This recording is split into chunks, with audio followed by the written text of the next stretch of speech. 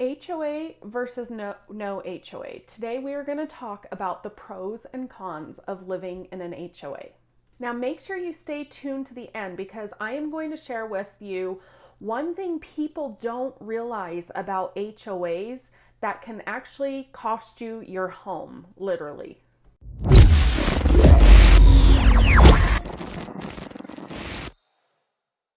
Hi, this is Melissa Ballman with Berkshire Hathaway HomeServices and Utah Homes by Melissa. Today we are going to talk about the pros and cons of living in an HOA and cover things that you should know about an HOA before you buy in there.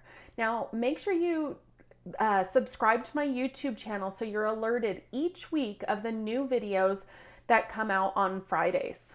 So one of the pros of living in an HOA community is also one of the cons, which is all of the restrictions that apply to an HOA. That's what the CC&Rs are the covenants and restrictions of the community.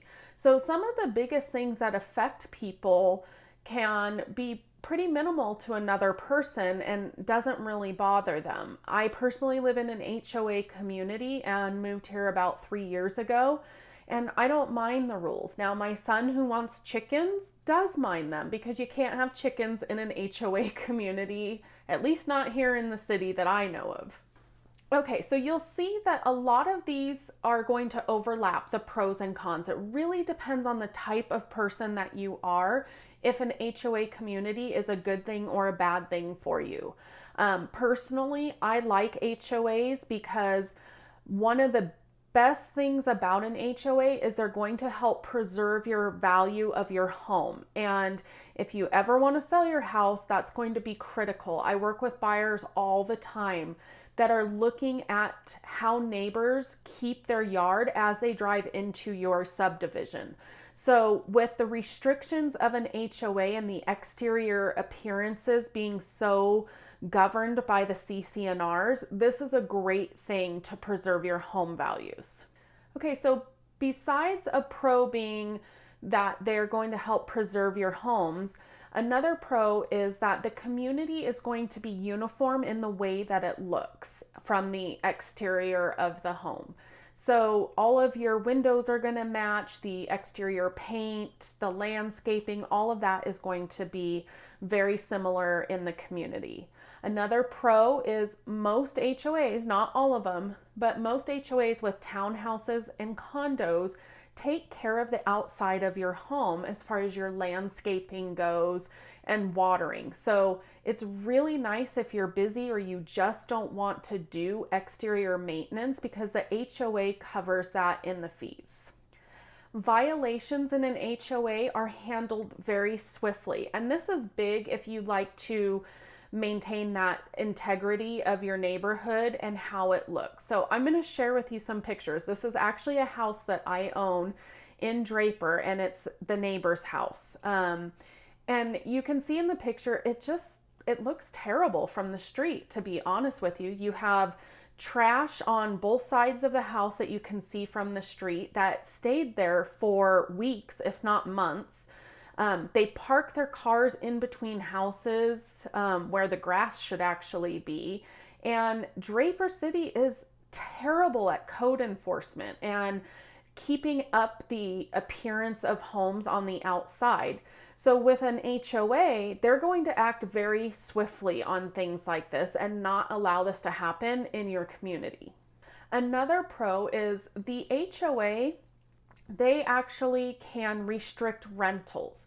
So you may not have neighbors doing Airbnb homes or anything like that. So you don't have people constantly going in and out of your neighborhood that you don't know, especially in the Salt Lake Valley and even in Park City where you have a lot of ski rentals and things like that happening and people turning over in a house. In an HOA community, that's probably not going to be allowed.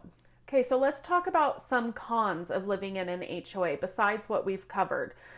If you are going to do anything that affects the exterior appearance of your home, you're going to have to get permission from the HOA to do that. I always recommend that you keep that approval on record because as board members turn over, it may come up of who and when you got that approval. So make sure you always keep that. But with HOA approvals, if you want to put like a storm door on your front of your home, you're probably going to have to get approval to make sure that's uniform and allowed in your community.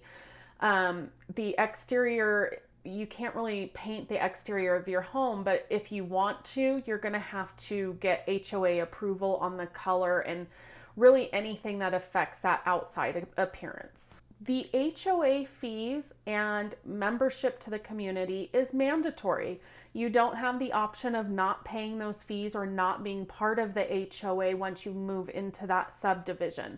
So you need to count on additional monthly expenses for your HOA dues aside from your mortgage. This is up and above what you pay in your mortgage each month. And you need to be prepared that those HOA dues will increase. With HOAs, there's also something called special assessments that can come with your community. And what that means is if there's a big expense coming up, like let's say they have to replace all the roofs. I recently was working with a buyer trying to buy downtown, and they were doing a whole community condo upgrade to the heating system and the cooling system in the units. And the HOA was imposing a $10,000 special assessment to each unit to cover that expense. So HOAs do have the ability to assess a special assessment in order to cover big expenses. Okay, finally, let's talk about the one thing that people don't realize an HOA may have the power to do, and that is take your home. So it doesn't matter if you own your home outright and you have no mortgage, or if you're even current on your mortgages and never had a late payment. An HOA has the ability to foreclose on your home if you fall behind in HOA payments, and that's both for dues or any fines, special assessments, any money that you owe the HOA, they can technically force foreclosure on your unit. I hope you found this video helpful. Make sure you stay tuned for my upcoming videos by subscribing to my channel. And if you have any real estate related questions, feel free to reach out to me anytime. Or if there's something that you want me to cover in one of my videos each week, feel free to drop a comment below or reach out to me personally. Have a great day.